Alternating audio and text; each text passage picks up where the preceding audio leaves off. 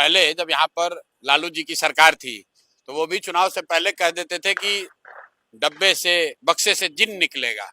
और जिन कैसे निकलता था? लोग लाठी के बल पे, बंदूक के बल पर, कट्टे के बल पर लोगों को वोट नहीं देने देते थे, बूथ लूट लिया जाता था। ये परिपाटी बिहार ने देखी है। अब ये जो भाजपा एनडीए के लोग हैं, इन्होंने नया चीज शुरू किया है, उम्मीदवार लूटने का। पहली बार स्वतंत्र भारत के इतिहास में, लोकतंत्र में ये हो रहा है जहां की सामने वाली पार्टी के उम्मीदवारों को सामने से बैठकर, डराकर, समझाकर, प्रलोभन देकर उनसे नॉमिनेशन विड्रॉ कराया जा रहा है। और पिछले 4-5 दिन में घटना हुई जिसको हम लोग देख रहे हैं।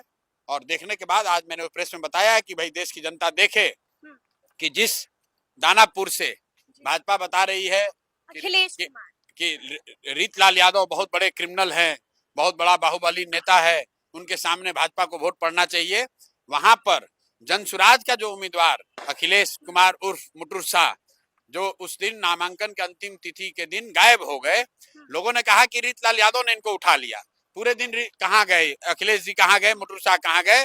जो चित्र बाहर आया है वो पता चल रहा है कि उस दिन वो अमित शाह जी और धर्मेंद्र प्रधान जी के साथ बैठे हुए थे।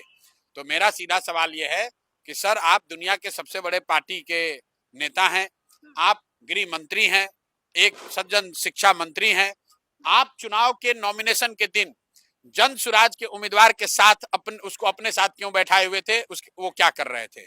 दूसरा, जो वहीं के बगल की कंस्टिट्यूंसी है ब्रह्मपुर, जहां लोजपा के एक बड़े बाहुबली नेता हुलास पांडे चुनाव लड़ रहे हैं, भाजपा चुनाव भी नहीं लड़ रही है, वहां पर डॉक्टर सत्यप्रकाश तिवारी जो चुनाव लड़ रहे थे जनसुराज से, 3 दिनों तक नामांकन करने के बाद प्रचार प्रसार सब कर लिया, वहां अचानक से देश के शिक्षा मंत्री धर्मेंद्र प्रधान जी पहुंचे, उनके साथ बैठे, कौन सी ऐसी उनको गुट्टी सुंघाई कि बेचारे अगले दिन डॉक्टर साहब अपना मोबाइल ऑफ करके चुपके से जाकर नॉमिनेशन विड्रॉ किया। आपको नहीं लगता है कि पुरानी तस्वीरें भी हो सकती है? बिल्कुल हो सकती है। इसलिए धर्मेंद्र प्रधान जी को ये क्लियर करना चाहिए भाई कि ये पुरानी है कि नहीं है।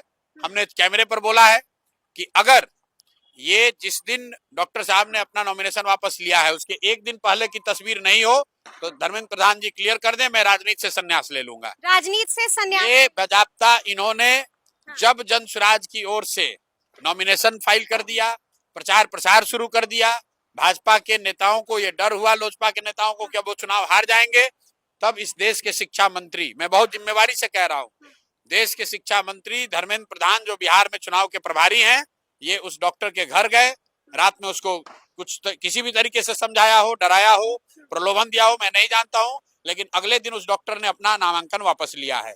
तो मैं सीधे देश की जनता के सामने, बिहार की जनता के सामने ये बात रख रहा हूं कि भाई आपने बूथ लूटते हुए देखा था, अब ये उम्मीदवार लूटे जा रहे हैं। अगर भाजपा के लोग इतना ही जीतने के प्रति आश्वस्त हैं तो दूसरे दल, और उनके शब्दों में जनसुराज की तो कोई ताकत ही नहीं है, तो जनसुराज के उम्मीदवारों को क्यों डरा रहे हो, उनके साथ क्यों बैठ रहे हो, उनसे नामांकन वापस क्यों करवा रहे हो? आप किसी को बल से डराइएगा तो जनता मालिक है, जनता भी देख रही है। आपका चाल चरित्र चेहरा पूरे बिहार को दिख गया कि आप लालू जी को बूथ लुटेरा बताते हैं, राजद को गुंडा बताते हैं, राज को जंगल राज बता रहे हैं, और भारत के गृह मंत्री और भारत के शिक्षा मंत्री आकर खुलेआम अपने प्रतिद्वंदी पार्टी के नेताओं के साथ बैठकर उनसे नॉमिनेशन विड्रॉ करा रहे हैं। तो इसको क्या कहा जाएगा? इसको गुंडागर्दी कही जाएगी कि नहीं? इसको लोकतंत्र का हत्या बताया जाएगा कि नहीं? ये बिहार की जनता को तय करना है। स्कूल का बस्ता, छाप पर बटन दबा, जनसुराज को विजयी बना।